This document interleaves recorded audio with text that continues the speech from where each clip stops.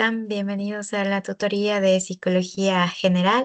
Pues primero agradecer a Carito que nos ha brindado unos minutos de su tiempo. Yo les había dicho a los chicos que los profes pues ya nos brindan minutos extras que a veces no tenemos en nuestro distributivo para brindarnos estas tutorías y que nos sirven a nosotros porque como van a dar el examen complexivo, Carito, estaban los chicos preocupados a veces porque como psicología general abarca muchos temas y es muy amplio, pues estaban preocupados hasta dónde profundizar varias temáticas, varios aspectos. Entonces, como las tutorías son justamente para esto, pues siempre organizamos con los profes para que puedan tener como una visión más clara de a dónde se van a orientar las preguntas y hasta dónde se va a orientar cada tema también. Gracias, Carito, nuevamente por brindarnos estas 2 horitas de las tutorías y con los chicos que están aquí ya voy a ver si se han conectado a la clase. Seguramente están en la otra clase también, ya les veo y ya les envío para acá a los otros chicos. Entonces, Carito, te agradezco mucho. Bienvenida aquí para que nos ayudes, por favor, con estas tutorías de esta materia. Listo, muchísimas gracias, Gavita. Pues para mí un gusto poder colaborarles con este proceso. Qué gusto verles por otro lado con otro tipo de estrés. Si no les veo solo los de tesis y qué interesante verles a ustedes también con todo lo que implica el complexivo también, ¿no? En medida de mis posibilidades, como ustedes saben, yo compartí con ustedes las asignaturas de psicología general y pues vamos a hacer una revisión de los temas más importantes, ¿no? Algo que sí toca tomar en cuenta es que dentro de el más o menos la tercera corte, si no estoy mal de ustedes, se hizo un cambio en lo que es el sílabo. Entonces sí quisiera que ustedes tomen muy en cuenta que ustedes revisaron psicología general en correlación con bases biológicas de la psicología. No sé si ustedes recuerden que cuando nosotros compartimos la asignatura de psicología general, tenía muchos contenidos a nivel de la base biológica como tal, de la neurona, del sistema nervioso y todo esto. No sé si ustedes tengan guardados quizá esos documentos o estén estudiando de ahí, tomen en cuenta para que hagan un cambio, ¿no? Con todo, yo les voy a compartir los documentos de psicología general posterior al cambio de sílabo que se realizó para que por si acaso quizá no cometan por ahí algún error o se confundan dentro del tema de estudio, ¿no? Eso sí, a la final, pues, neuronas, sistema nervioso y todo eso, a la final en bases biológicas de la psicología sí está y eso también me parece que está dentro del complexivo, ¿verdad, Gavita? Entonces, no estarían estudiando en vano, sino más bien les faltarían algunas temáticas si es que fuese el caso, ¿no? Ahora bien, dentro de estas temáticas, en lo que corresponde a bases biológicas de la psicología, complementa como tal la estructura del ser humano, del quién somos nosotros. Prácticamente eso es lo que nosotros vamos a estudiar, ¿no? ¿Quiénes somos desde diferentes perspectivas o quizá desde diferentes esferas de la vida como se las conoce? ¿Sí? En este sentido, pues vamos a identificar la esfera volitiva, la esfera emotiva, la esfera intelectiva y la esfera activa, que eso sí lo hemos revisado también con ustedes. Entonces, si empezamos un poquito, yo les voy a compartir posterior ya los apuntes sobre estas temáticas y si quisiera más bien que estén como atentos para hacer un poquito más dinámico este contacto, ¿no? Porque sí quiero, más que ustedes apunten quizá lo que yo les pueda ir mencionando, sí quisiera que vayan como comprendiéndolo de una forma diferente y participando con los recuerdos que ustedes tengan de la asignatura y hasta incluso lo que ustedes han visto en sus diferentes procesos de prácticas preprofesionales también, ¿no? Hasta incluso esto es parte de la base como tal, incluso de los procesos terapéuticos, así que por ahí empieza incluso la identificación del yo y del quién soy yo, incluso en terapia, ¿no? Entonces, bueno, empecemos con una de estas áreas del ser humano. Empecemos por la vida intelectiva. ¿Qué implica la vida intelectiva? ¿A qué hace referencia?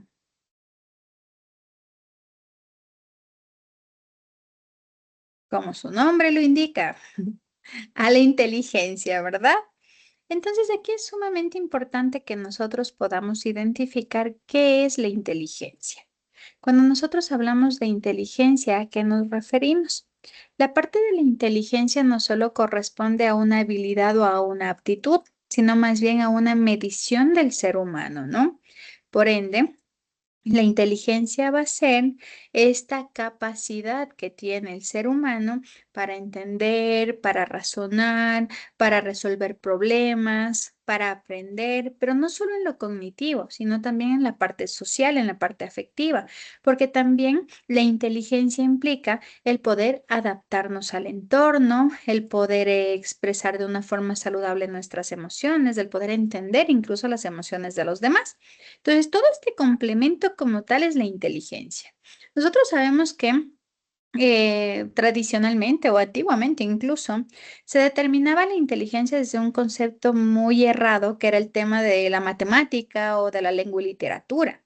Hablábamos de que un niño que podía o que resolvía ejercicios matemáticos o que tenía una habilidad matemática era inteligente, mientras que quizá quien era o estaba encaminado al tema artístico no lo era.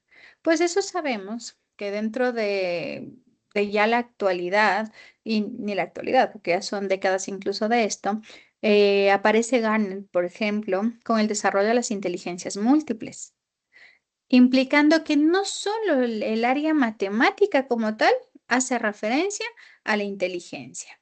Entonces aquí nosotros tenemos 8 tipos de inteligencia que nos menciona Gardner para identificar como esta capacidad. ¿Recuerdan ustedes cuáles eran?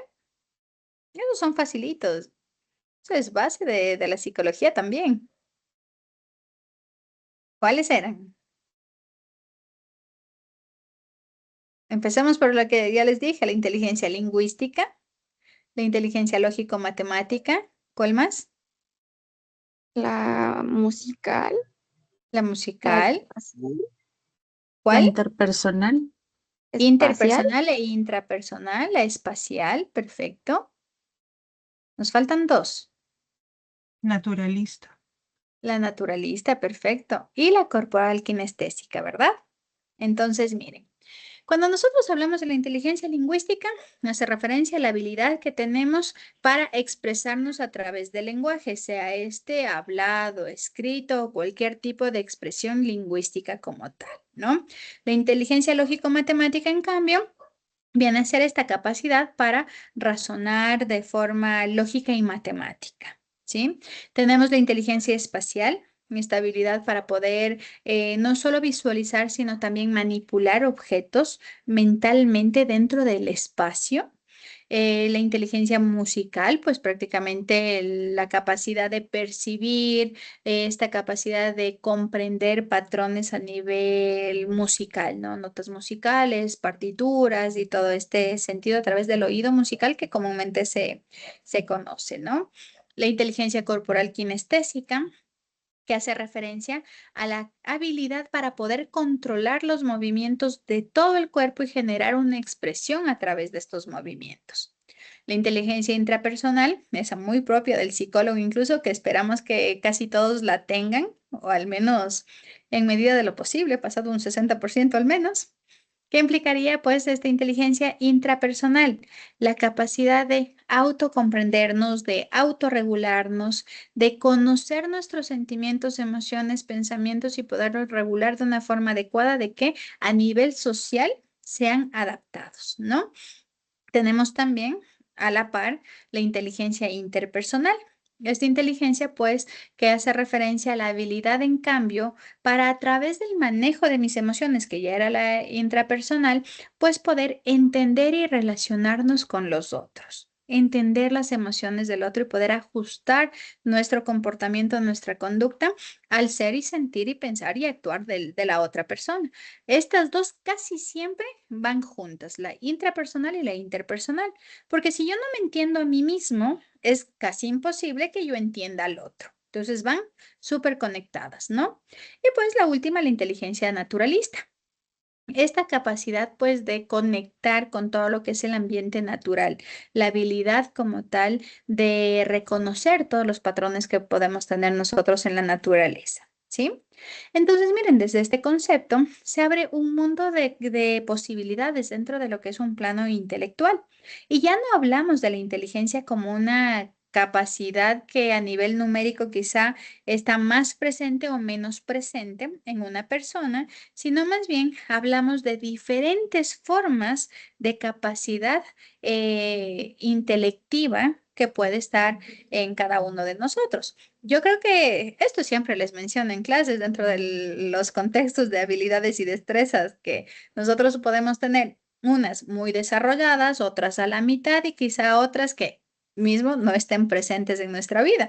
Y eso yo sí les había mencionado en el tema de la inteligencia naturalista, ¿se acuerdan? Quedando, gracias a Dios, mi gata sigue viva después de las dos caídas del tercer piso de mi casa.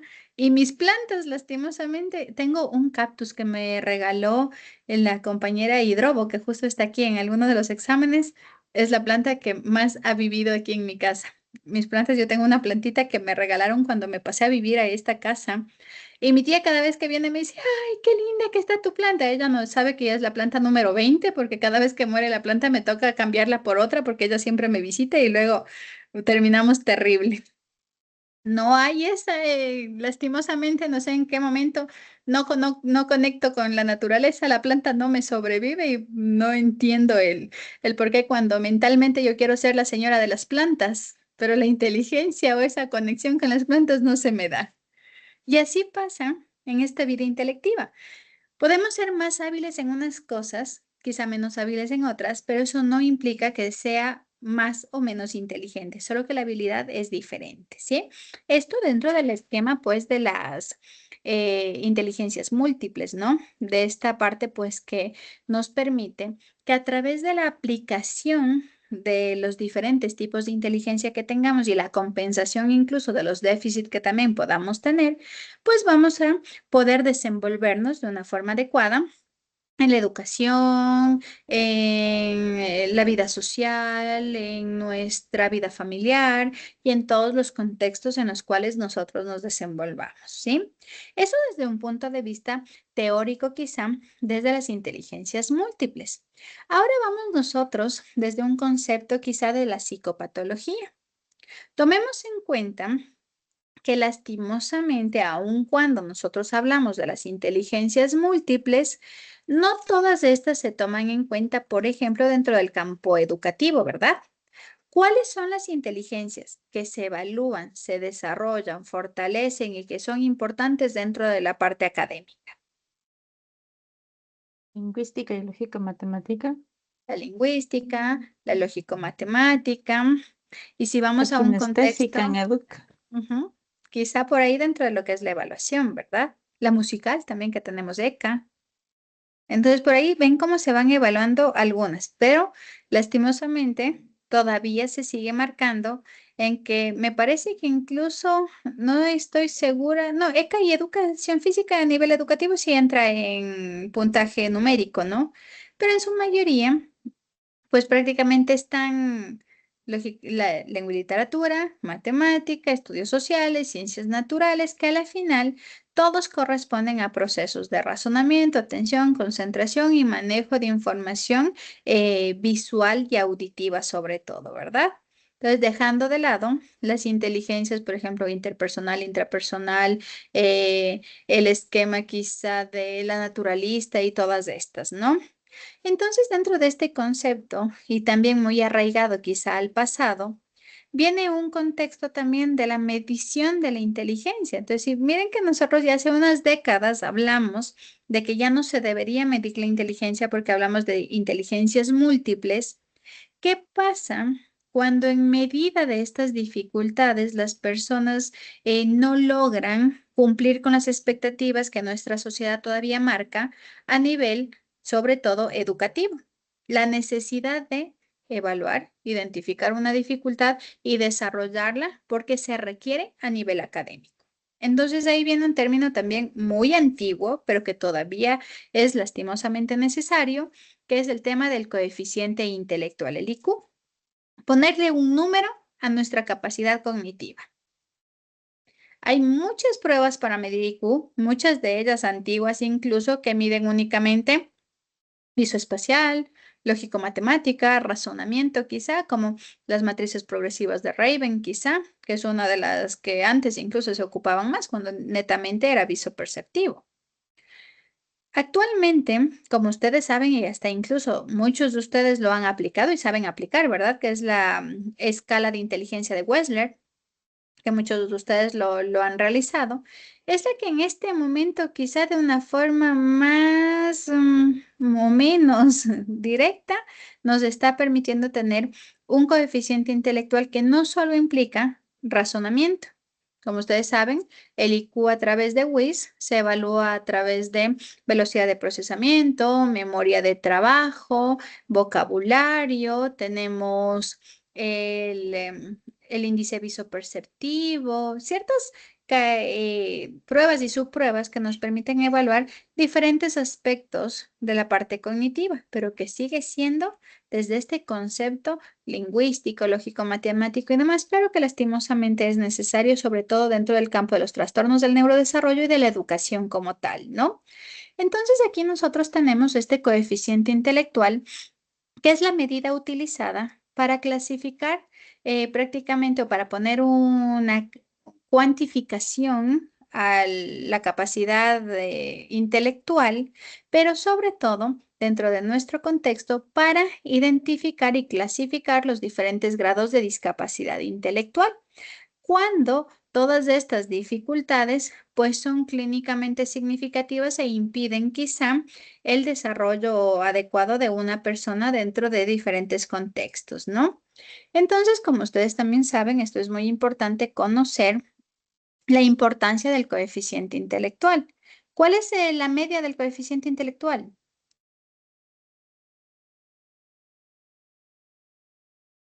¿Cuál es?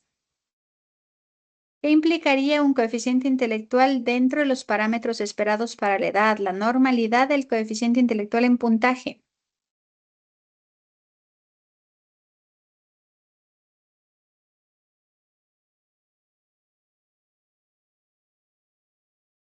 ¿Nadie? IQ de 60. No, mentira. Vamos. El IQ dentro de la normalidad como tal, 50. obviamente dentro de esto es 100. Es 100.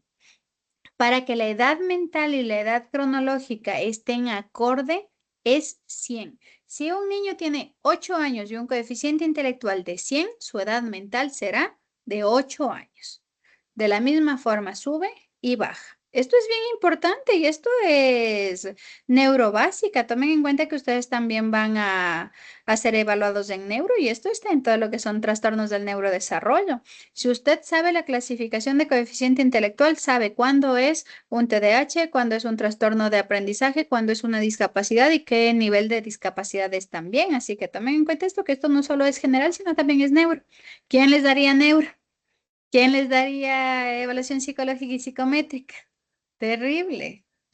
Ni como que le hagan quedar mal al docente porque fui yo misma. No, no nos dio eso. Sí, sí les di. Entonces, miren, 100 es la media de coeficiente intelectual.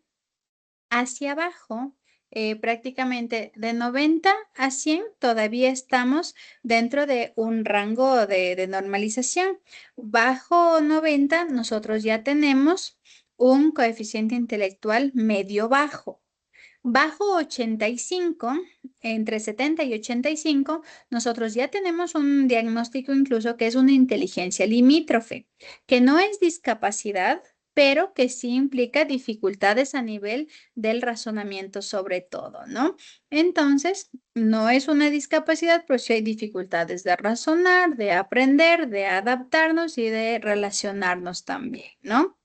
De 69 a 54, nosotros tenemos una discapacidad intelectual leve, baja a 35, discapacidad intelectual moderada, y baja de 20 para abajo, 25 para abajo, una discapacidad intelectual grave y profunda, ¿sí?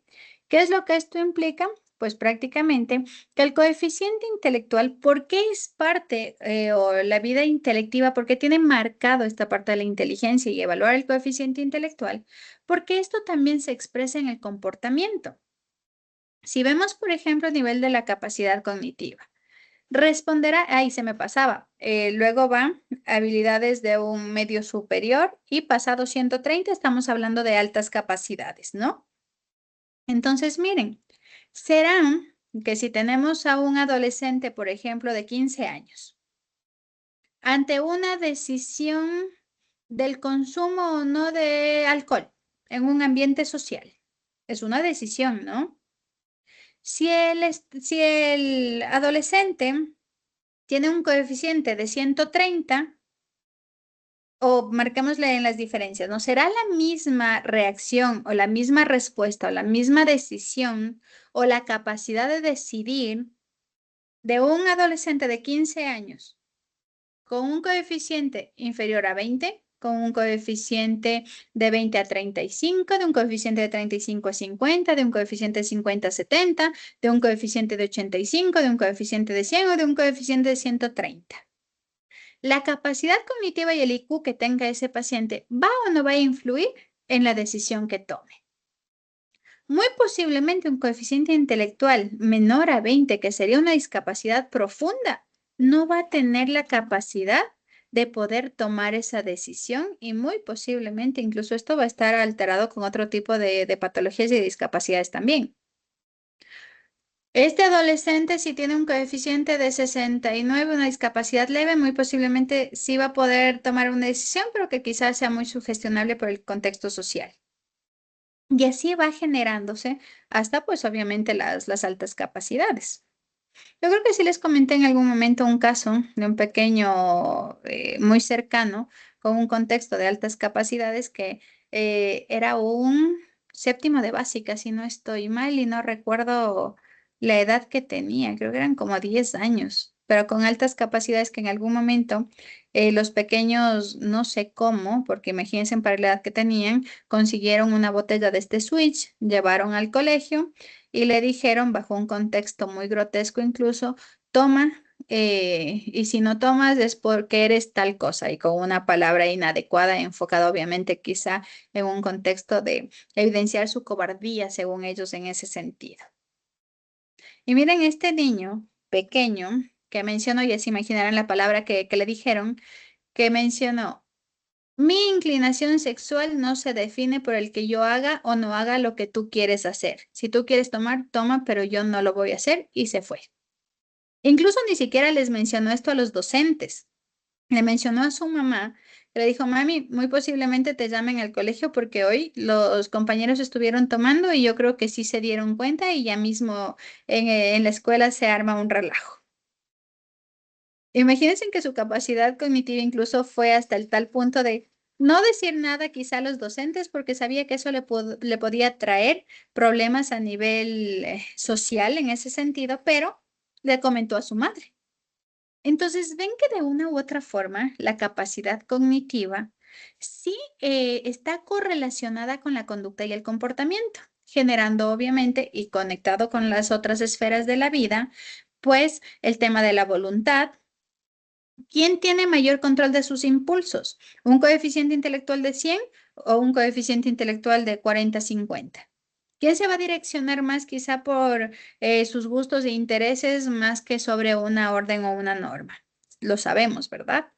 Dentro del tema emocional, ¿quién va a poder manejar incluso de mejor forma sus emociones?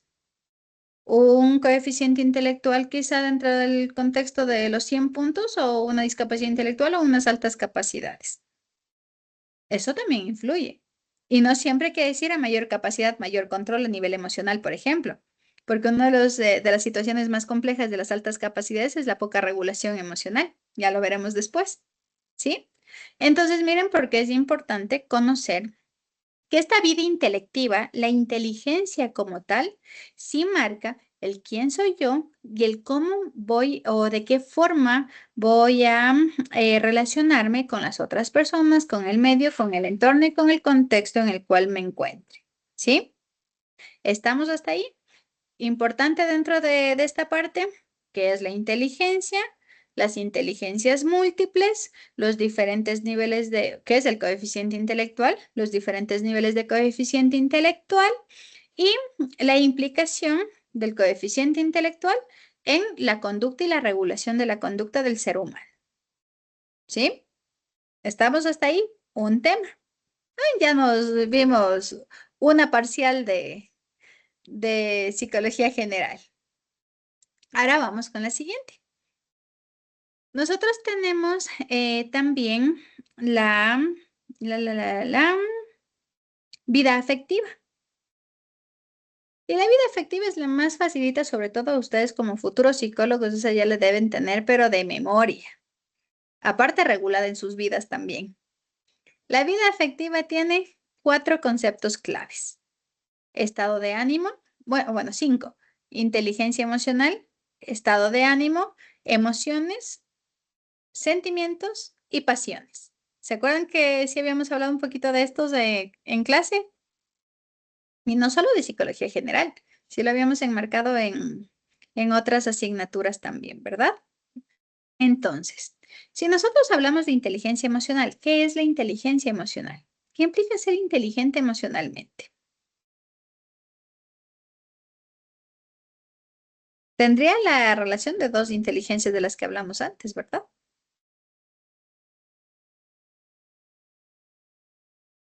¿Sí o no?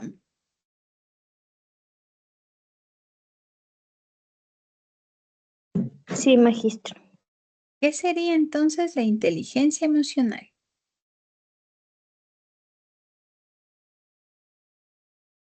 El saber controlar nuestras emociones.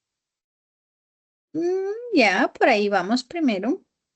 Antes de eso, antes de poder controlarlas, ¿qué tenemos que hacer? Identificar Identificar las y emociones. reconocer las emociones. ¿Se acuerdan que nosotros habíamos hablado mucho del comprender incluso las emociones? Porque muchas veces nosotros marcamos como las emociones positivas y las emociones negativas, cuando en realidad pues estos conceptos no existen y sí lo habíamos trabajado con ustedes, ¿verdad? De que no hay emociones buenas, no hay emociones malas. Quizá por ahí en alguna literatura la van a encontrar así, pero si le vemos desde un punto de vista actual, no hay emociones ni buenas ni malas. Las emociones son neutras y son sumamente importantes para nuestro día a día, para nuestra vida diaria, para mantenernos con vida, para relacionarnos en nuestro entorno. Entonces, muy importante dentro de esto es poder reconocer estos conceptos básicos, ¿no? El poder identificar qué son las emociones como tal, ¿sí? Entonces, si nosotros hablamos de la inteligencia emocional desde este concepto, sería poder identificar o conocer las emociones, poder regularlas, poder canalizarlas, poder entender las emociones del otro y a través de estos procesos emocionales, pues mantener una calidad de vida, socialización o todos estos aspectos más adaptativos, quizá regulados también. ¿Sí? Porque ¿de qué sirve, por ejemplo, que yo regule mis emociones, que entienda las emociones de los demás, pero que no puedo socializar o que no me gusta socializar? Entonces van encaminados a esta vivencia en sociedad sobre todo, ¿no?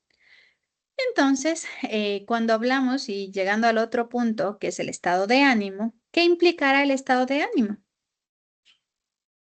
¿Qué es el estado de ánimo?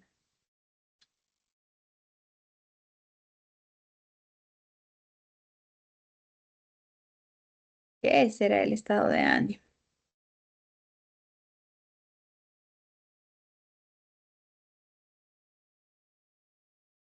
¿No? Nuestra actitud, magistro. No. El estado de ánimo, miren, viene desde, vamos como deconstruyendo la palabra, ¿no?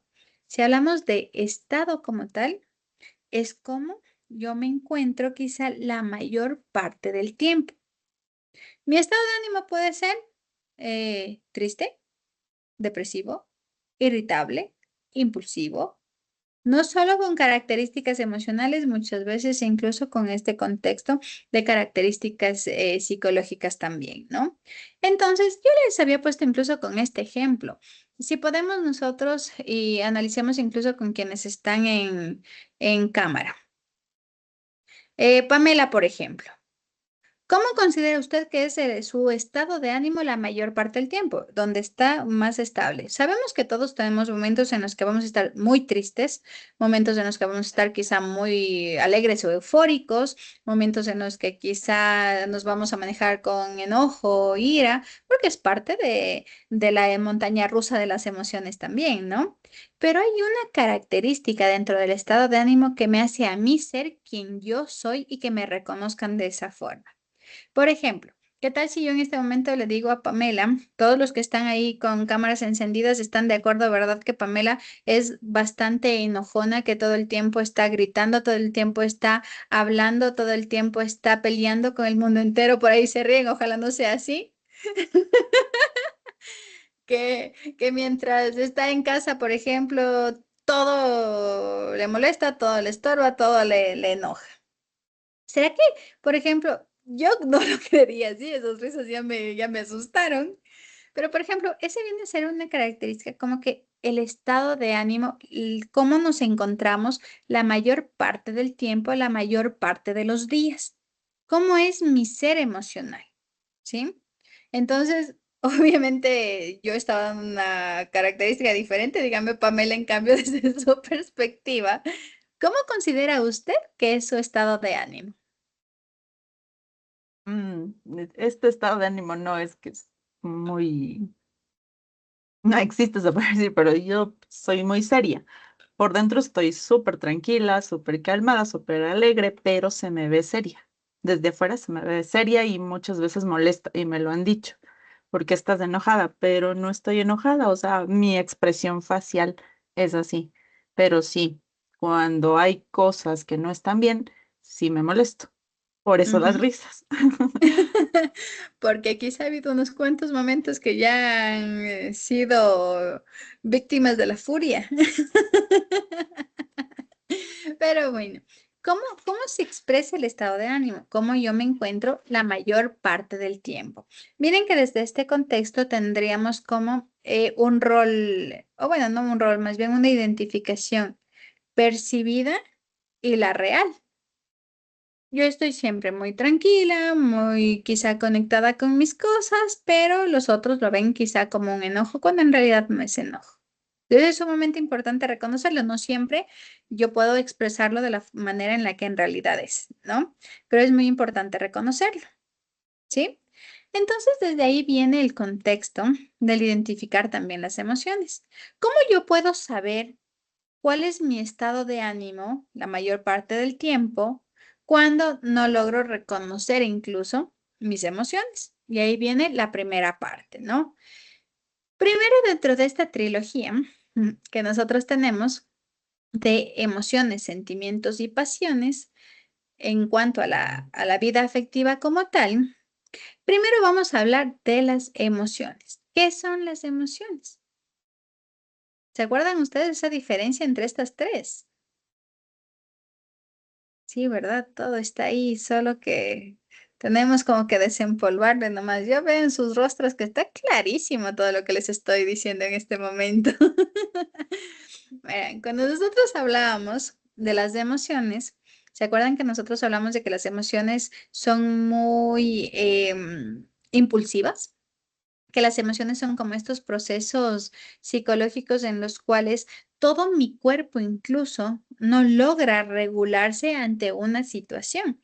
Las emociones son las que bloquean incluso la inteligencia, porque muchas veces yo puedo ser muy inteligente, regular mi conducta, regular mis emociones, regular absolutamente todo. Mi coeficiente intelectual me permite adaptarme a todos estos cambios, pero la emoción es tan fuerte, tan disruptiva quizá, sea positivo la circunstancia que la genere o sea negativa. Recuerden, la circunstancia es la positiva o negativa, no la emoción, ¿no? Entonces, por ejemplo, ¿qué pasa si en un momento de euforia salgo corriendo por media calle? se bloqueó mi capacidad intelectiva y no me permitió reconocer que pasan autos y que me puedo morir. ¿O qué tal si en un momento de ira empujo, golpeo a alguien y hasta le puedo matar?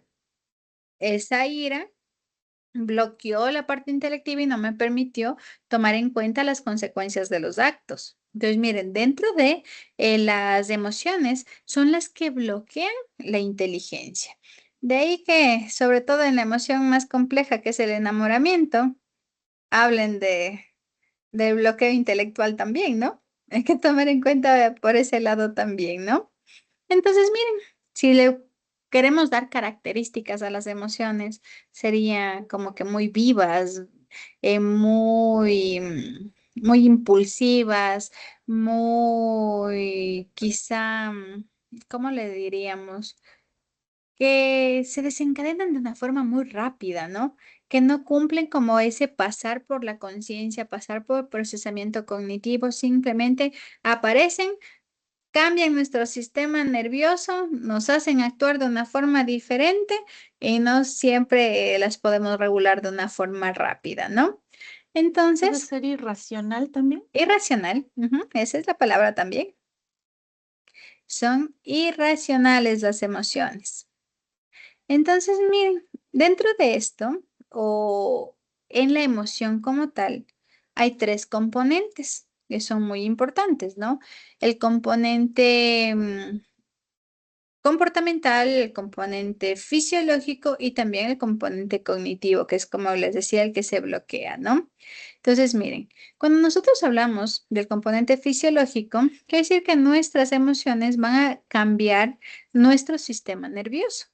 Entonces, van a haber emociones que nos generen respuestas fisiológicas como la taquicardia, la sudoración, vamos a tener una vasoconstricción, vamos a tener cambios en el tono muscular, ya sea la rigidez o ya sea incluso a la falta de tono, secreciones hormonales y cambios incluso hasta en neurotransmisores y todo el contenido del sistema nervioso, ¿no?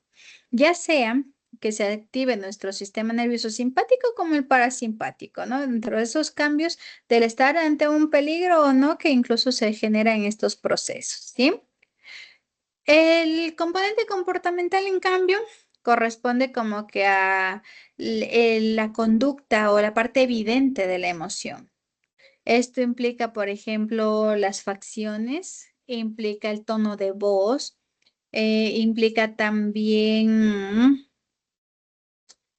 el, el bloqueo también de nuestras conductas.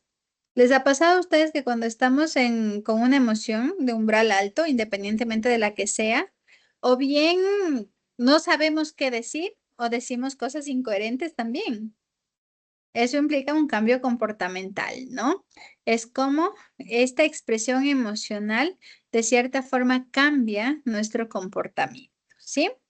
Y pues, si bien es cierto, no presente en todos los procesos emocionales, también está el componente cognitivo, que eso es prácticamente lo que nos permite tomar conciencia de la emoción que estamos experimentando. Y eso nos permite etiquetarla y también pues controlarla ya cuando se pueda realizar este proceso, ¿no? Entonces, el momento en el que yo digo, hoy estoy alegre por tal cosa, cuando yo tomo conciencia de la emoción que estoy viviendo, está el componente cognitivo, ¿no?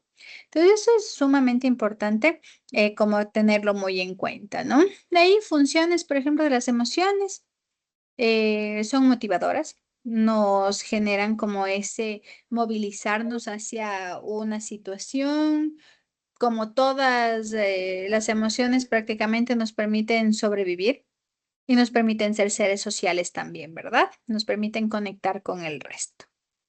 Hay que tomar muy en cuenta también que dentro de las emociones hay emociones primarias y emociones secundarias. Las emociones primarias, tristeza, felicidad, sorpresa, miedo, ira y desagrado. Esas dentro de las bases, ¿sí? Luego tenemos nosotros emociones secundarias. A las emociones secundarias lo que o cómo se generan es a través de la unión de dos o más de las emociones primarias. ¿sí? Entonces, ahí es cuando nosotros empezamos ya a tener emociones quizá un poco más complejas y también más disruptivas a veces, ¿no? Entonces, tomemos en cuenta esto. Las emociones son rápidas, son innatas, son irracionales, generan cambios corporales, bloquean la parte intelectiva y son difíciles de controlar, ¿no? Pero una vez que la emoción se genera, nosotros o podemos regular esa emoción, y eso implica mitigarla hasta tal punto que desaparezca, como puede también, si se quisiera ver, es como evolucionar a un tema más complejo que vienen a ser los, los Sentimientos. sentimientos. Perfecto. Porque los sentimientos, en cambio, son emociones racionalizadas.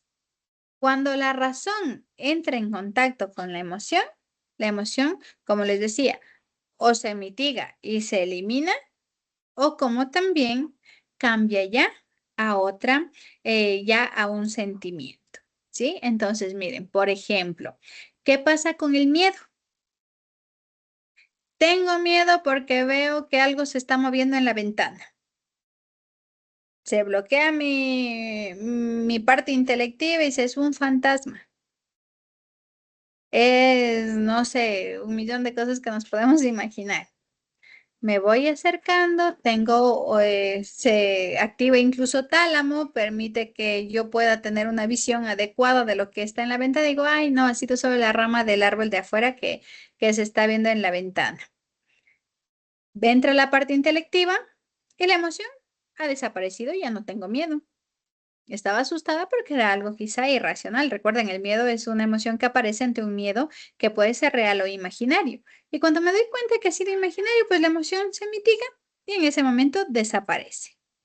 Pero ¿qué pasa si al momento en el que, bueno, vamos a poner un ejemplo quizá no muy científicamente comprobado, pero qué tal si yo me voy acercando y no veo el árbol, sino veo un rostro? Ese miedo, que era como una emoción, se ha materializado, no pongamos, sí, claro, un rostro, se ha materializado, porque ya no es algo imaginario, ya no es un temor propio quizá, muy posiblemente están a punto de robar mi casa. ¿Será que el miedo ahí deja de ser miedo cuando ya entendí que en realidad este es un peligro directo? Ya se racionalizó, ya fue parte de nuestro sistema cognitivo. Así que por ende en ese momento tengo más miedo y la siguiente noche muy posiblemente ya desarrollo una fobia. Porque esa emoción ya estuvo racionalizada. No es que yo tengo miedo a algo imaginario o que algo me va a pasar o que se van a entrar a la casa. No, ya se entraron. Ya se entraron en mi casa y mi casa en este momento no es segura y por ende el miedo ya no es miedo, es quizá un temor más amplio y llegaría incluso hasta una fobia. Entonces, ¿ven cómo va? O bien se elimina o bien ya se intensifica y se instaura, porque después de haber visto que alguien se entró a la casa, eso se va a quedar por meses en nuestro pensamiento. No va a ser solo de ese momento, veo que no ha sido nada y ahí sí me pasa. No, se va a mantener más tiempo, ¿sí? Viene también el contexto, por ejemplo, con el amor. Esta ilusión inicial que se genera es una emoción. Le vemos al susodicho o a la susodicha que se va acercando y mi corazón empieza a latir a mil y no sé qué voy a decir y empiezo a sudar y me pongo nerviosa. Ponen caras de que, ay, sí, yo sé, tal vez a esta edad ya no se da, pero en los primeros enamoramientos sí. Entonces, todo este cambio fisiológico y que si se acerca y dice, ¿cómo te llamas? Yo también, así se da el tema de la ilusión quizá o del enamoramiento, ¿no? De que no importa quién sea, si cumple con nuestras expectativas, quizá no sea a nivel de la belleza, de la conexión o de lo que se dé, pues va a generar eso, va a generar que se dé esta emoción en la cual no vamos a poder controlarle. Por más que digan, a ver, respira, pórtate bien, que no se dé cuenta. No, más se va a dar cuenta porque nuestro sistema nervioso actúa por sí solo. Recuerden, se bloqueó la parte intelectual. ¿Qué es lo que pasa si esta persona llega y no sé, hace diferentes cosas que quizás de un punto nos desenamora o quizá empieza, quizá, no sé, ¿qué es lo que les desenamoraría a ustedes? Que no soy una persona aseada, Que no sea tenga aseada. hábitos no muy aseados. Ujú. Que se esté hurgando la nariz mientras conversamos. Que diga aiga. No sé, cualquier cosa, ¿no? Cualquier cosa que en el momento en el que ya esta persona llegaba y nos alteraba, pero le vamos conociendo o bien nos desenamoramos porque llega la parte intelectiva, mira todo lo que tenemos enfrente y decimos, no ha sido como yo pensé." O nos desilusiona quizá, si lo vemos emocionalmente también. Pero ¿qué pasa cuando esta persona, en cambio, es aseado, tiene buenos hábitos, habla bonito y de una u otra forma ya no hay esta emoción quizá de que me cambie, sino que ya puedo expresarme yo como en realidad soy y puedo ser yo misma sin nervios, sin esta inestabilidad y decido, porque miren, el amor como tal ya es una decisión. Recuerden que yo les había dicho en algún momento, uno no se enamora de cualquier persona, no es que uno va por la calle, ve a un indigente por ahí y dice, ay, qué bonito, me voy a enamorar. Ah, ¿vieron? Es complejo ya cuando se ponen esos ejemplos. Que elijamos mal y es otra cosa, pero dentro de el amor como tal, pasa a ser un sentimiento cuando esta emoción que se generó en un inicio, yo ya la racionalizo y ahí sí empiezo a tener ya una expresión más compleja, más estable, que se mantiene en el tiempo y que va incluso ya no en aumento, sino que se estabiliza. Ya llegamos a un punto de estabilizar estas reacciones.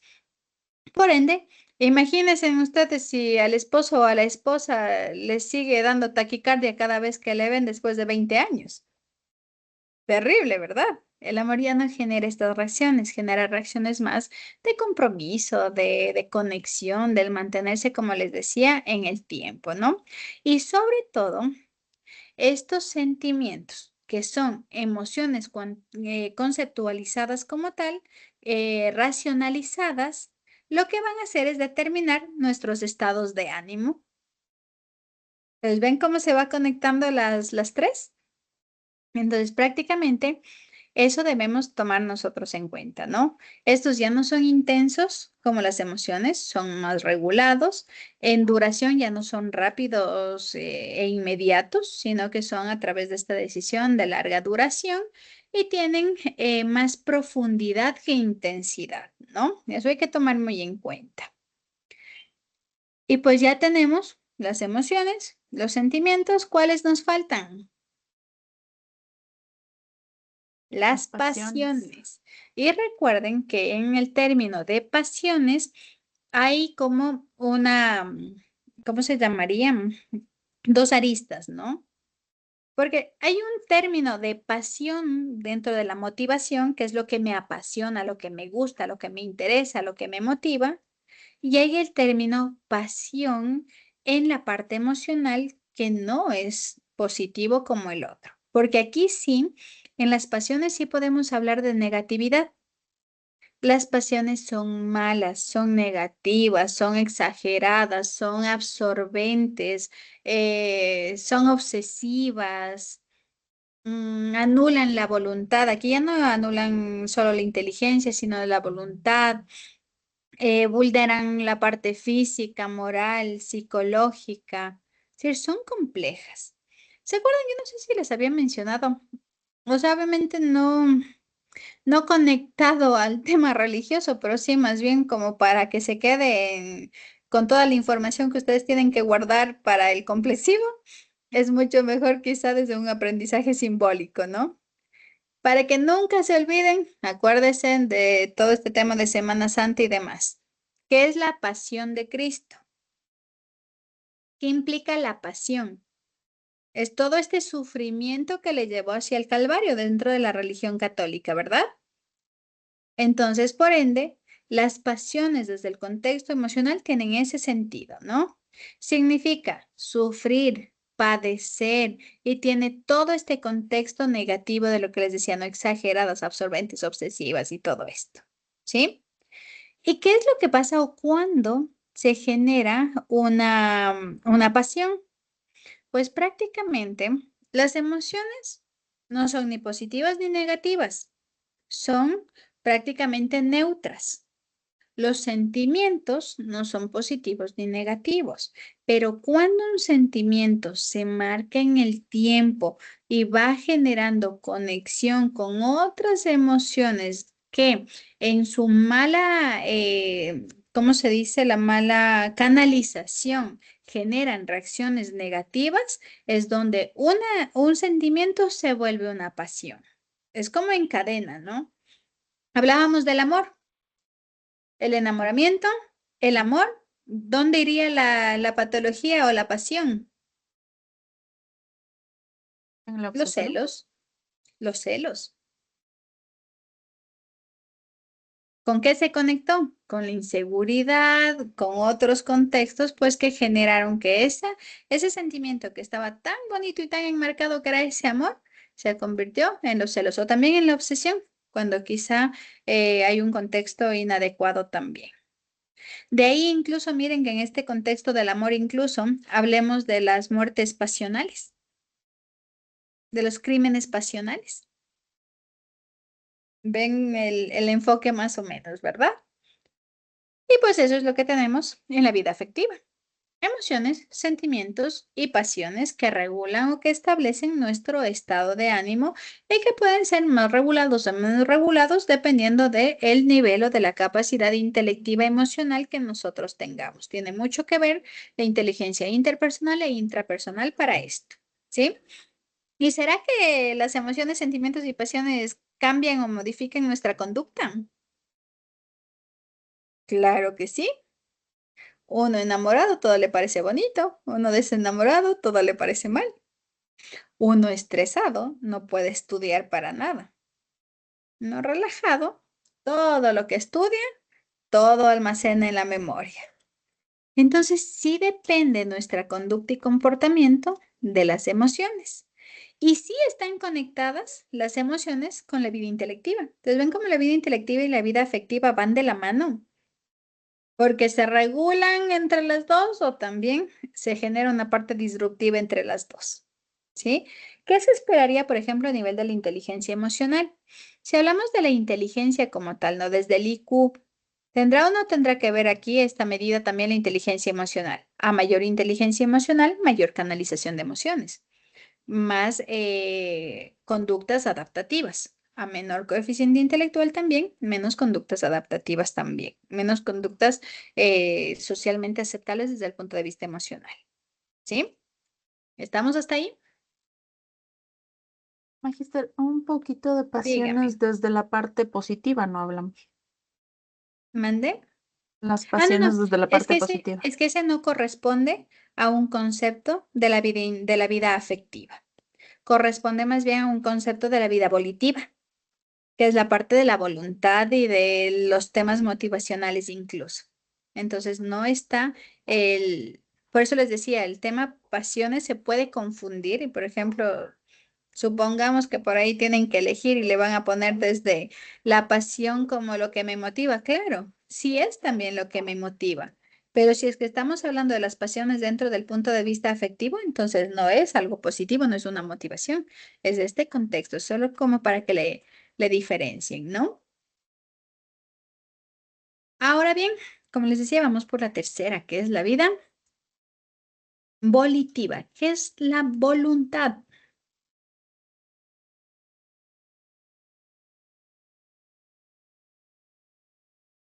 Nosotros somos libres de hacer lo que queramos. La fuerza para De- hacer algo. Depende. ¿Somos libres o no somos libres? ¿Vivimos en un país libre o no?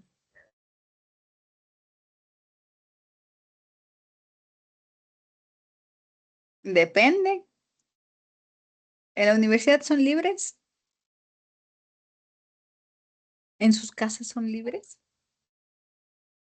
¿Están prisioneros quizá en algún lugar y no lo sabíamos? Ese es su momento. Levanten la mano y les salvamos. Bueno, vamos a empezar con la vida volitiva, ¿sí? Cuando hablamos nosotros de la vida volitiva, pues prácticamente estamos hablando de la voluntad, de la capacidad que nosotros tenemos para poder dirigir nuestro accionar hacia nuestros gustos e intereses, ¿sí? Esto es sumamente importante debido a que si le vemos incluso desde la base del nombre, ¿no? Voluntad viene de volo y volo significa, etiológicamente hablando, querer. Es hacer lo que yo quiero, hacer o direccionarme en función de mis gustos, mis intereses y mis necesidades. Algo bien importante dentro de la voluntad es que ésta se va desarrollando también con el tiempo. A diferencia, o bueno, a diferencia tan solo de la vida intelectiva, ¿no? Nosotros debemos tomar en cuenta que en la vida intelectiva, si bien es cierto, existe la estimulación a nivel intelectual que va a mejorar la capacidad cognitiva y que también existe la negligencia en la cual se va a disminuir quizá la capacidad cognitiva, el coeficiente intelectual no es una medida que quizá mientras más nosotros vamos creciendo va aumentándose, ¿no? Sino más bien bajo estos conceptos de estimulación o de deprivación de estímulos. Pero en cambio la voluntad sí va modificándose a través del tiempo. ¿Qué tan, eh, qué tanto podían hacer ustedes lo que querían en la infancia? Casi nada, ¿verdad? De bebés, menos, ¿verdad? O si no, ahí hablan mucho, yo suelo decir, mi hija es voluntariosa. Esta enana quiere hacer lo que quiere, pero no siempre va a poder conseguirlo porque va a estar regulada siempre por un adulto, ¿verdad? Y así nos pasa según cómo nosotros vamos creciendo. En la infancia, por ejemplo, 2, 3 años, hasta nos eligen la ropa que vamos a vestir, la comida que vamos a comer, e incluso deciden en qué momento hay un cambio de pañal, en qué momento hay un biberón, en qué momento hay una comida, cuándo es hora de dormir, cuándo es hora de hacer cualquier tipo de actividad, ¿verdad? Según cómo va pasando el tiempo, nosotros vamos aprendiendo también sobre las normas y reglas sociales, las normas y reglas de convivencia, y vamos teniendo mayor libertad de elección, hasta incluso la vida adulta y ya el libre albedrío también, ¿no? Entonces va como que pasando fase por fase. A no ser que obviamente en la vida adulta, dentro de una conexión, ya sea afectiva, social, cultural y demás, tengamos limitaciones que correspondan obviamente a la convivencia más que nada, ¿no? Entonces, nosotros en este momento, hoy por hoy, podemos hacer lo que nosotros queramos. ¿Sí o no? ¿Sí o no? ¿Sí pueden? ¿No pueden? Sí, sí Sí, podemos. Hay un concepto clave que implica debemos o no. De poder podemos. Pero aquí viene un tema también bien complejo, que en la voluntad implica el qué es lo que yo quiero, pero lo que yo quiero es muy instintivo, es parte de los instintos. Y estos instintos, imagínense si todos nos manejáramos por nuestros instintos. ¿Qué pasaría de nuestra vida social? Sería todo como una selva, ¿verdad? Entonces, para evitar esto, o dentro de un contexto social, se marcan normas y reglas que nosotros tenemos que cumplir. Entonces, por ejemplo, si yo voy por la calle y digo, ay, qué lindo ese teléfono, yo quiero ese teléfono, me lo llevo. ¿Qué pasa si me lo llevo? Eso es robo, hurto, dependiendo de cómo, en qué circunstancias se den. ¿Y qué es lo que dice la norma social? Pues implica un contexto de castigo, de juicio, de cárcel y de todo cuando no cumplimos con la norma y la regla, ¿verdad? Entonces, en el querer, yo puedo querer hacer muchas cosas, yo puedo hacer estas cosas, pero estas cosas van a tener una consecuencia positiva o negativa dependiendo de las normas y reglas que regulen mi sociedad. Digamos dentro de una relación afectiva. ¿Qué tal si yo quiero tener 5 novios? ¿Puedo tener 5 novios? Sí, sí puedo. Pero aquí en Ecuador no está, no está legalizado el poliamor, entonces aquí sí se va a ver disruptivo. Pero de que puedo, puedo. De ahí que tenga que enfrentarme a normas sociales, legales y demás es otro contexto. Pero va a haber países en los que pueda tener los 5 novios y hasta sea legalmente aceptado. O como hablábamos en algún momento en psicología de la familia, ¿se acuerdan? En el contexto de China, si no estoy mal, que se manejaba mucho el poliamor, mientras dentro de un contexto del machismo también, ¿no? Mientras el hombre pueda mantener, si puede mantener a 5 mujeres, con 5 mujeres puede estar. ¿Se acuerdan que habíamos hablado en algún momento en el contexto de historia de la psicología familiar? Ese concepto se transpone también a la vida volitiva, ¿sí? Entonces, la voluntad, el querer. El querer implica poder. De poder podemos hacer todo bajo una condición. Estamos y vivimos en un mundo social en el cual hay normas y reglas que ese poder va a implicar quizá un castigo o una situación del contexto, pues a nivel de las normas y reglas, ¿no? Y de los castigos también, ¿sí? Entonces, si nosotros hablamos de que la voluntad en primera instancia responde a los instintos, ¿qué son los instintos? ¿Qué es un comportamiento instintivo?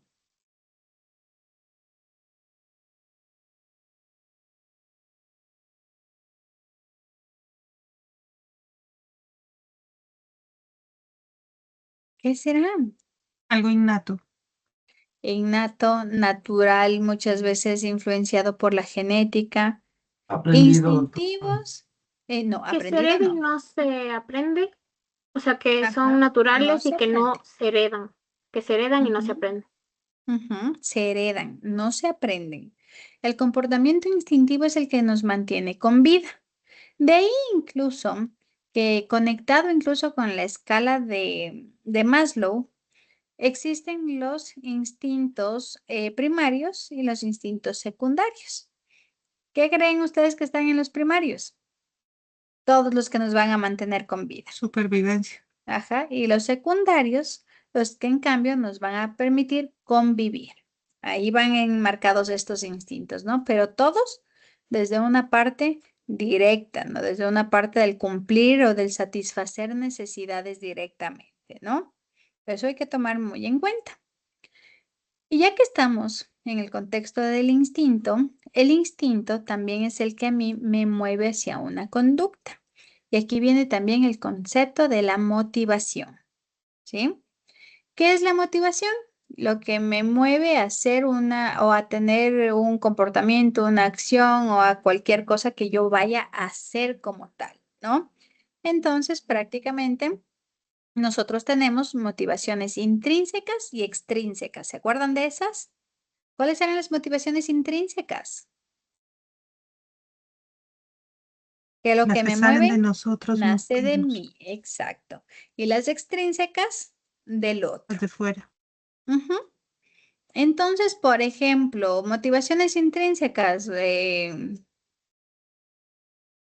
Por ejemplo, yo armo rompecabezas porque a mí me gusta armar rompecabezas. Nadie me obliga, nadie ni siquiera refuerza esa conducta.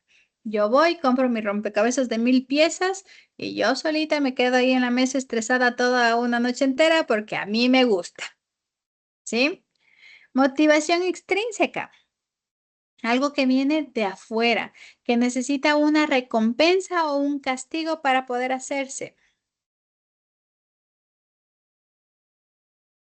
Ustedes tienen por ahí una conexión. Los El deberes. 7, el 7 dan exámenes, ¿no es cierto? Por un lado, tienen que estudiar porque están en el último nivel y que quieren, pero esa meta propia de ser psicólogos está ahí, ¿verdad?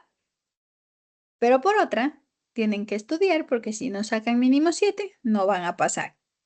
¿Cuál es de la motivación intrínseca? Yo quiero ser psicólogo. ¿Cuál es la extrínseca? Tengo que sacar mínimo 7 para poder serlo. Entonces, ven cómo está la motivación de afuera y la motivación de adentro. Entonces, por ende, el estudiar ese acto como tal de estudiar tiene estos dos conceptos, ¿sí? Si tenemos ya la motivación, pues también sabemos que la motivación, sea intrínseca o extrínseca, se debe a necesidades, ¿verdad? Y aquí sí viene Maslow. Y esta sí, no debería yo ni siquiera darles esta clase.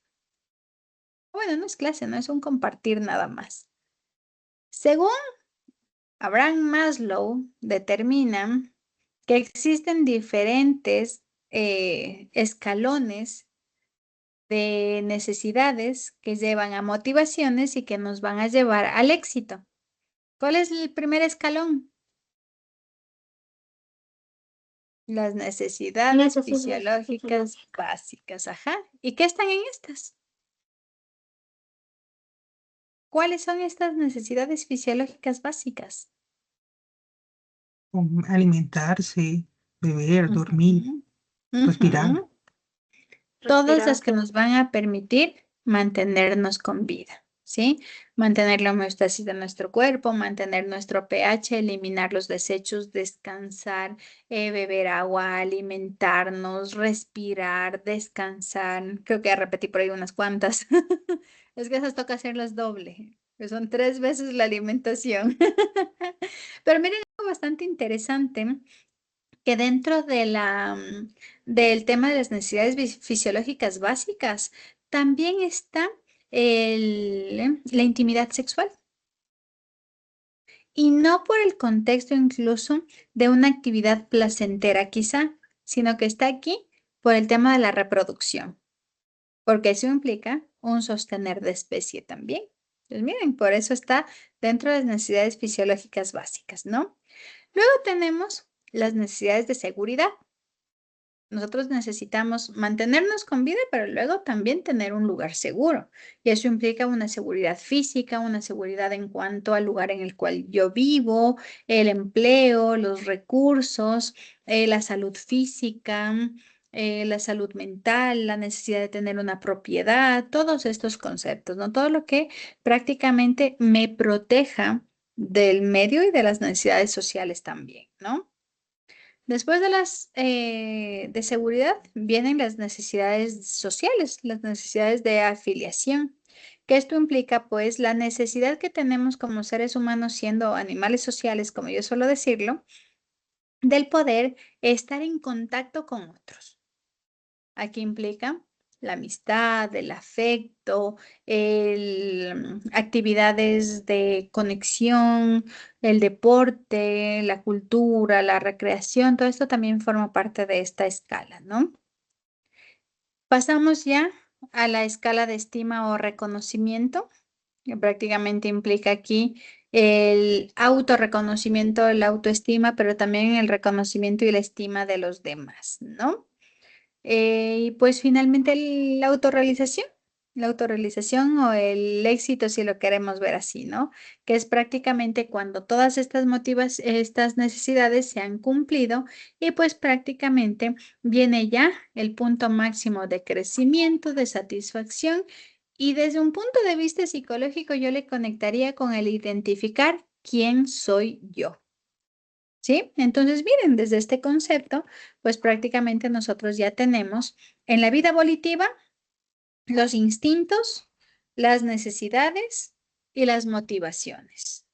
Todo esto conjugado nos hace a nosotros seres capaces de decidir nuestro actuar en función de las normas y reglas sociales, sabiendo que yo puedo hacer absolutamente todo, pero si mi accionar es positivo, tendrá una gratificación. Si mi accionar es negativo, pues va a tener también un castigo. ¿Estamos? ¿Y cuál nos falta? La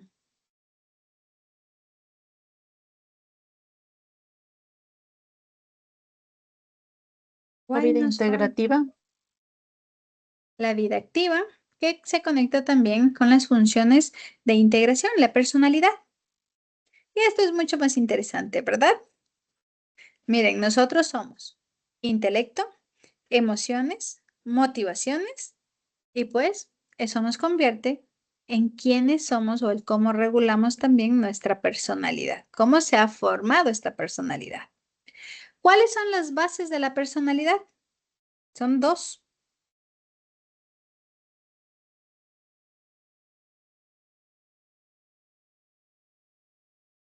El ¿Cuáles carácter y serán? el temperamento. El temperamento y el carácter. Muy bien.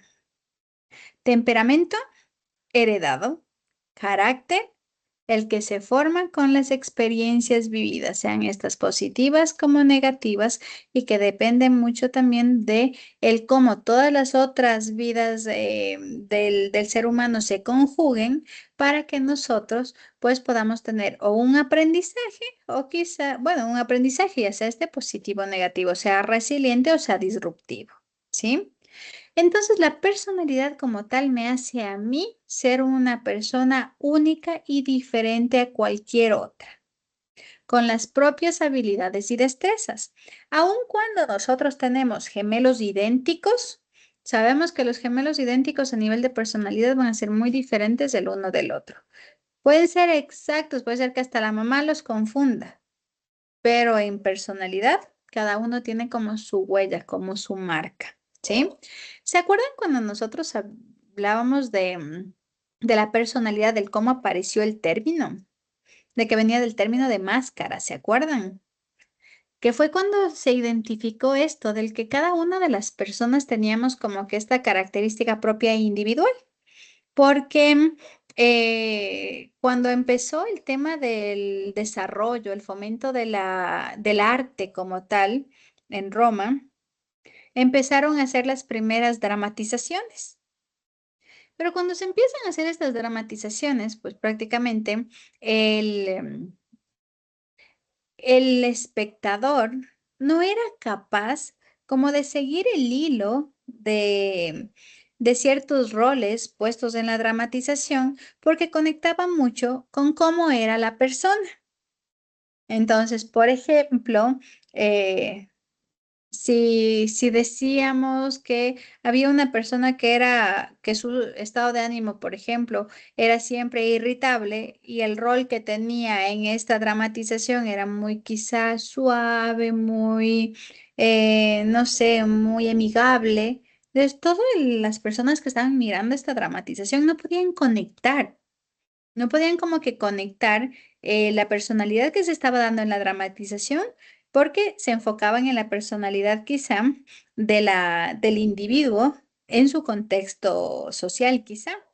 Y es ahí donde se plantea el uso de estas máscaras. Una máscara sin una expresión facial incluso que no tenga características como tal y que así la persona pues pueda darle a su personaje las características que requería esa dramatización. Obviamente estábamos hablando de los inicios, ¿no?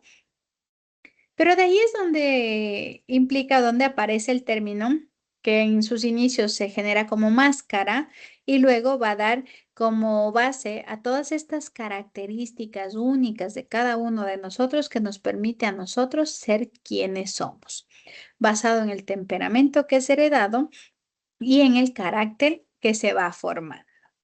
Y tomando en cuenta esto, el temperamento y el carácter forman esta huella, esta capacidad que nosotros tenemos de expresar sentimientos, pensamientos, emociones, la parte cognitiva, la capacidad de decidir y todo esto conjugado en lo que es la personalidad.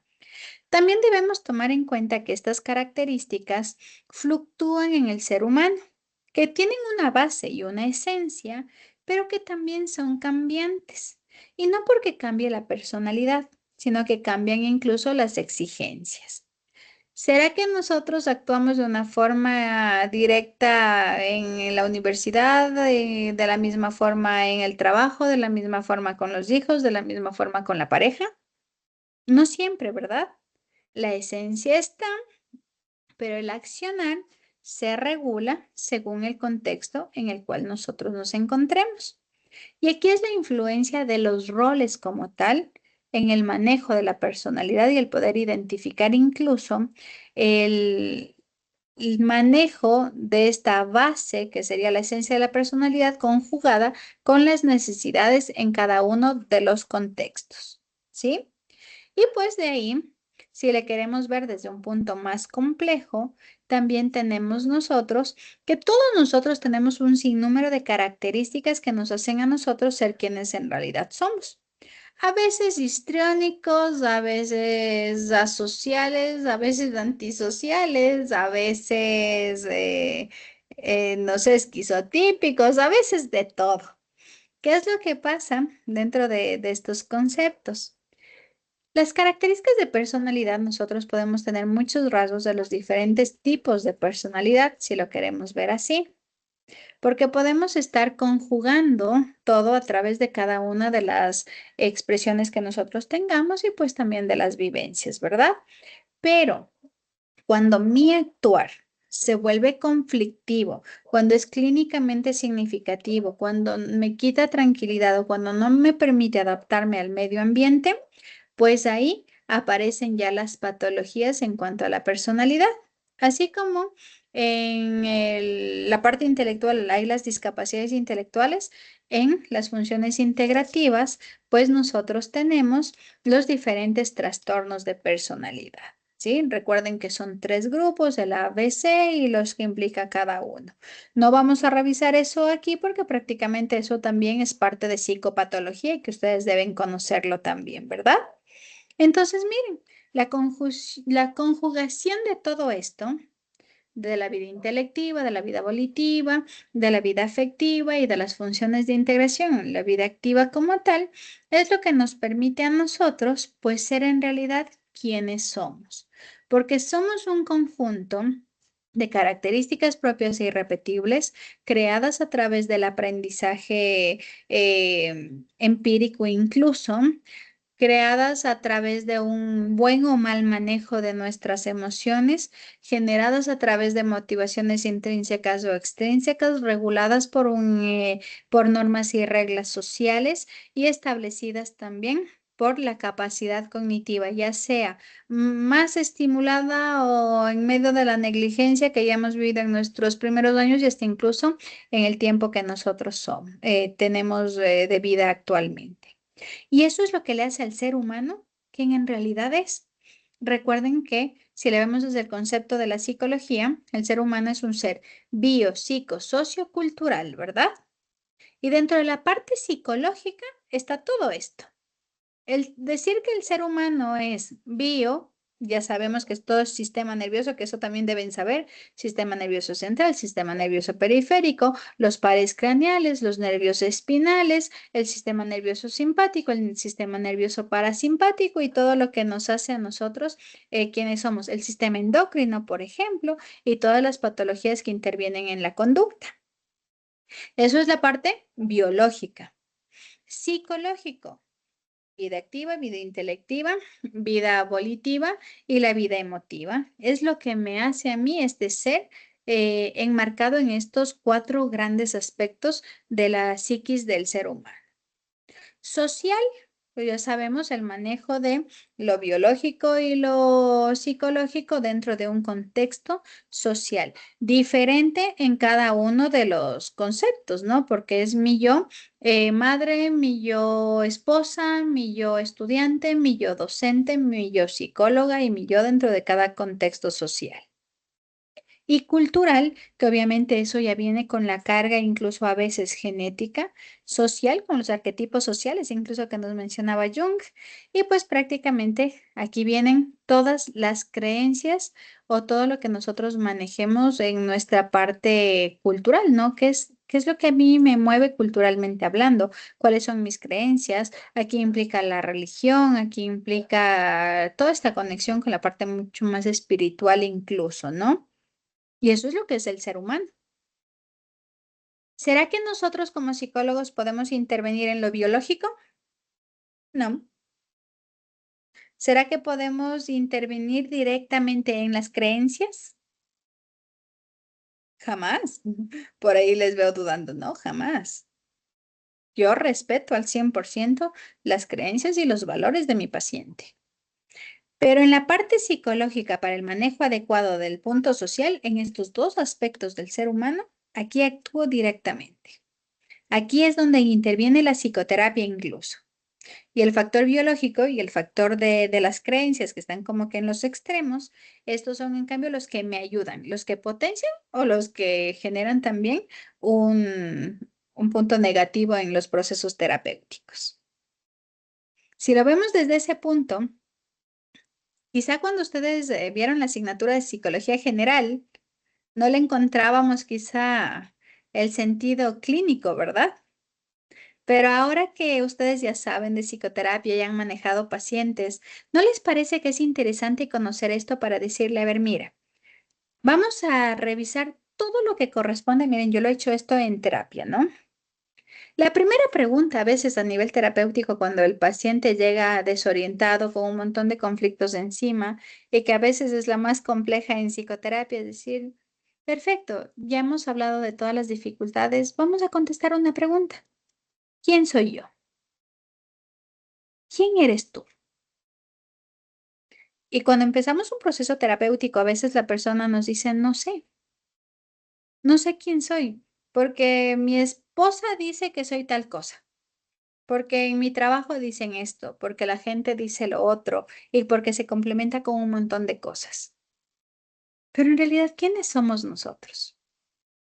Y desde un punto de vista de aprendizaje, de dirección en un punto terapéutico, yo lo he hecho en este sentido, ya posterior, obviamente no en el primer momento, cuando el paciente no sabe quién es, pues vamos a descubrir quién es.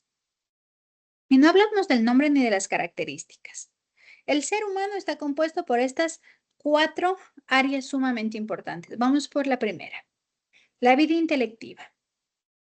¿Soy inteligente o no? ¿Cuáles son mis áreas de destreza? ¿Qué es lo que me da mi valor? ¿Qué cosas son las que yo tengo como habilidad y destreza y qué otras cosas no, para las cuales no soy hábil? Y eso me permite identificar a nivel del punto intelectivo qué capacidad tengo y no solo dentro de un coeficiente intelectual, sino también dentro de las inteligencias múltiples. ¿Qué pasa? Y perfecto, ya tenemos como que esta primera parte. Entonces, yo soy sumamente buena para hacer tal cosa, pero terrible para lo otro. Eso ya me da una perspectiva mía de habilidades y destrezas. Perfecto. Vamos por la siguiente parte. En la vida emotiva, ¿qué emociones sí controlo? ¿Qué emociones no controlo? ¿Cómo es mi estado de ánimo? ¿Cuáles de estas emociones en este momento no estoy controlando y quiero controlar? ¿Y cuáles otras forman parte de mi vida?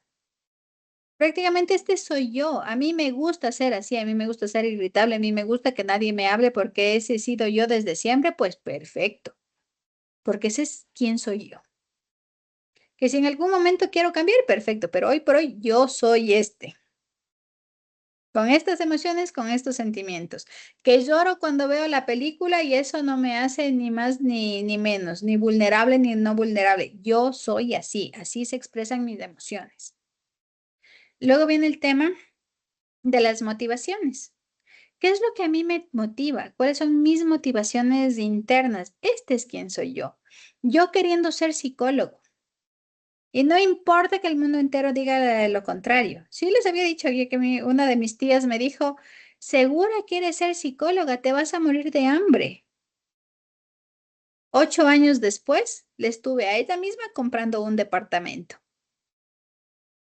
Pues miren, motivaciones intrínsecas y extrínsecas, ¿no? Entonces, ¿qué es lo que me mueve a mí? Me mueve que yo voy a ser psicólogo, no importa lo que el mundo diga. Yo sé que esto es lo que quiero. A nivel de la alimentación, al nivel del descanso, mi yo es alguien que descansa 10 horas.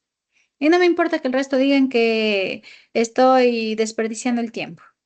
Yo aprovecho el 100% de mis horas de despierto, pero necesito descansar 10 horas porque es la forma en la que yo regulo mis necesidades fisiológicas básicas.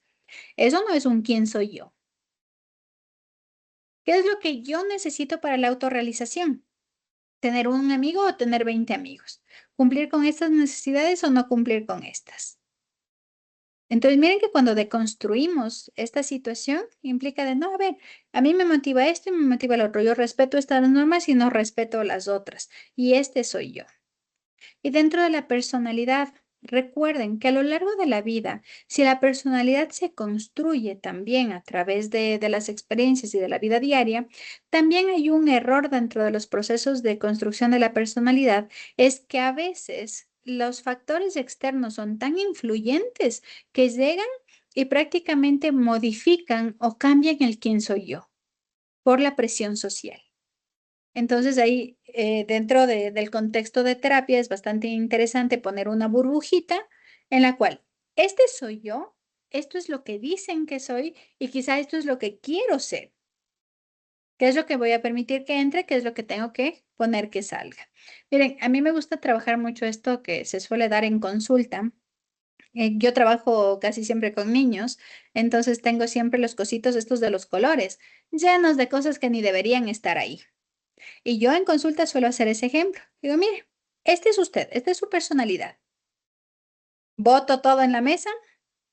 Digo, su personalidad es este, el botecito de los colores. ¿Qué es lo único que debe ir en ese bote de los colores? Solo los colores. ¿Pero qué hace aquí? No sé, este labial. ¿Qué hace aquí estas grapas? ¿Qué hace aquí esta tijera? Son cosas que entran, pero que no corresponden. Son cosas que alguien externo puso y dijo que era. Mi marido dice que soy una loca celosa y termino siendo una loca celosa, pero a la final es parte de una personalidad que patológicamente está mal instaurada. Entonces, esta tijerita que es del concepto de la loca celosa se va, porque no lo soy. Alguien dijo que lo era y terminé creyéndome, pero esta no soy yo. Eso suelo hacerlo yo en terapia y ha funcionado. En algún momento se dio el ejemplo y pues suelo repetirlo constantemente. Entonces implica que hay que quitar las cosas que no me pertenecen, rasgos de personalidad, quién en realidad soy yo.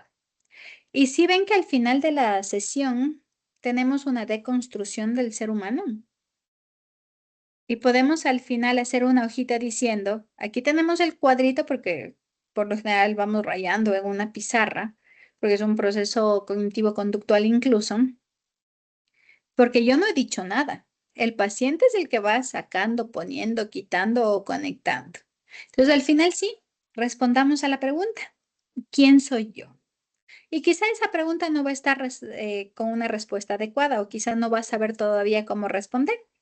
Entonces, le vamos a decir, ¿quién soy yo hoy, aquí y ahora? ¿Quién creo que soy con todo este concepto? Y de aquí, en 6 meses, vamos a volver a leer este papel y vamos a contestar nuevamente. Y vamos a ver en realidad quién era usted, porque en este tiempo nos vamos a redescubrir, nos vamos a deconstruir. Y ven cómo los conceptos de psicología general se volvieron unas 2 o 3 sesiones psicoterapéuticas. Y cómo yo puedo trabajar en la psiquis del paciente desde la base conceptual, en la cual nunca le dije qué hacer, nunca le dije qué cambiar, solo le eduqué en conceptos claves de psicología. Y eso también es psicoterapia. Pero obviamente para eso hay que saber estos conceptos también. ¿Estamos? Eso, señores y señoritas, en resumen, 2 semestres de psicología general, desde las bases más importantes. ¿Alguna duda, inquietud que tengan tal vez?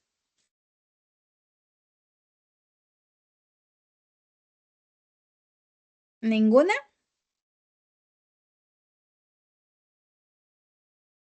Parece que no, mi carito. Yo te agradezco muchísimo este tiempo que pudiste venir y solventar las dudas que tenían los chicos y dejarles el panorama más claro sobre las temáticas que iban a estar relacionadas también en esta materia de psicología general.